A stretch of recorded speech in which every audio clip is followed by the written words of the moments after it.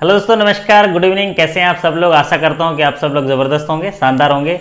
आइए चलो एक सवाल लेते हैं। एक साथी ने सवाल पूछा है, बैलेंस शीट का सवाल है, तो इस व्हाइट बोर्ड के माध्यम से समझते हैं उस सवाल का कि उसको कैसे उसका आंसर आएगा।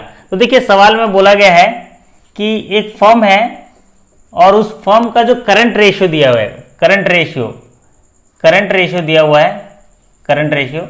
जब ऐसे सवाल पूछे जाते हैं तो आप देख लीजिएगा क्या क्या दिया हुआ है, उसको पहले लिख लीजिएगा। करंट रेशियो क्या दिया, देखिए 1.5:1, 1.5:1 दिया हुआ है। साथ ही इस फर्म का जो है नेटवर्थ दिया हुआ है, नेटवर्थ। आपको सवाल यहां पर दिख रहा होगा कि एक फर्म का जो है करंट रेशियो जो है 1.5:1 दिया गया है और नेटवर्थ जो है नेटवर्थ दिया गया 5 लाख, और वो भी टेंजिबल नेटवर्थ दिया हुआ है। टेंजिबल नेटवर्थ दिया गया 5 लाख। और टेंजिबल नेटवर्थ क्या होता है? टेंजिबल नेटवर्थ होता है paid up capital plus reserve, और उसमें इनटेंजिबल एसेट घटा देते हैं। मतलब ये नेटवर्थ जो है टेंजिबल नेटवर्थ कहलाता है। अगर paid up capital, reserve minus intangible asset घटा दें तो ये टेंजिबल नेटवर्थ होता है। और साथ ही साथ दिया है यहां पर डेप्ट इक्विटी रेशियो दिया है, DER इसको बोलते हैं, डेप्ट इक्विटी रेशियो। और DER क्या होता है?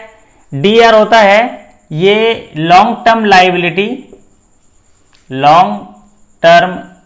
लायबिलिटी डिवाइडेड बाय टेंजिबल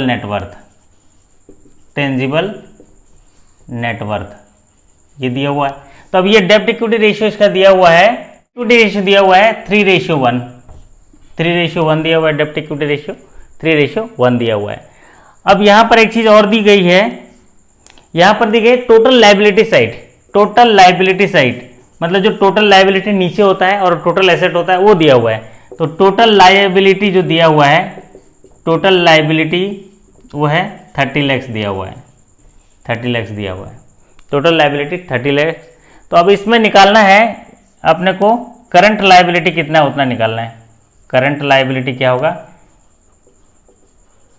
ये क्वेश्चन मार्क है, करंट लायबिलिटी निकालना है। ठीक है, अब आप देखिए कि यहां पर टेंजिबल नेटवर्थ अपने को पता है, ये टेंजिबल नेटवर्थ कितना है यहां पर है। तो यहां पर टेंजिबल नेटवर्थ 5 है और डेप्ट इक्विटी रेशियो 3 है। तो यहां पर अगर 5 करेंगे हम तो लॉन्ग टर्म लायबिलिटी निकल जाएगा। लॉन्ग टर्म लायबिलिटी कितना होगा? 15 होगा। अगर यहाँ टेंजिबल नेटवर्थ 5 है और रेशियो 3:1 है, तो अगर ये 5 होगा तो इधर भी 5 कर देते हैं और इधर भी 5 कर देते हैं, तो ये हो जाएगा। देखो यहां पर ये मल्टीप्लाई कर दिए तो लॉन्ग टर्म लायबिलिटी 15 होगा, टेंजिबल नेटवर्थ अगर 5 लाख है तो। अब यहां पर एक चीज तो पता चल गया आपने को, क्या कि लॉन्ग टर्म लायबिलिटी कितना हो गया? 15 लाख हो गया। अब देखिए यहां पर एक चीज और दिया है, टोटल लायबिलिटी। और टोटल लायबिलिटी में क्या क्या होता है? नेटवर्थ होता है, करंट लायबिलिटी होता है और टर्म लायबिलिटी, मतलब लॉन्ग टर्म लायबिलिटी को मिला के टोटल लायबिलिटी होता है। और यहां पर टेंजिबल नेटवर्थ में देखिए आपने को यहां पर कहीं भी इनटेंजिबल एसेट्स नहीं दिया गया है, तो जो नेटवर्थ ही है और नेटवर्थ यहां पर जो टेंजिबल नेटवर्थ में क्या होता है? टेंजिबल नेटवर्थ यहां पर अपने को अगर नेटवर्थ मिल जाएगा तो हम लोग निकाल लेंगे। अब टेंजिबल नेटवर्थ में paid up capital plus reserve minus intangible asset, लेकिन साथ ही साथ यहां पर करंट रेशियो दिया हुआ है। देखो करंट रेशियो क्या है?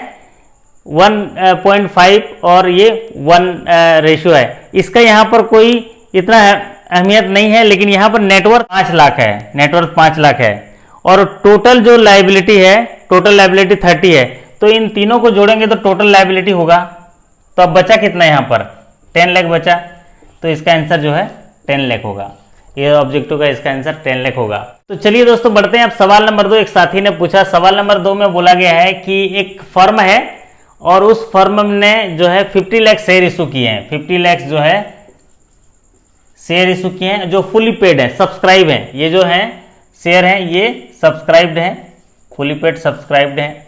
और ये जो पैसा आया, शेयर का मतलब क्या है? वो शेयर जारी किए, पैसा आ गया और उस पैसे को जो है उन्होंने कैश क्रेडिट में जमा कर दिया, मतलब इसको चुका दिया। अब ये जो 50 लाख शेयर जारी की लायबिलिटी है, फिर देना पड़ेगा।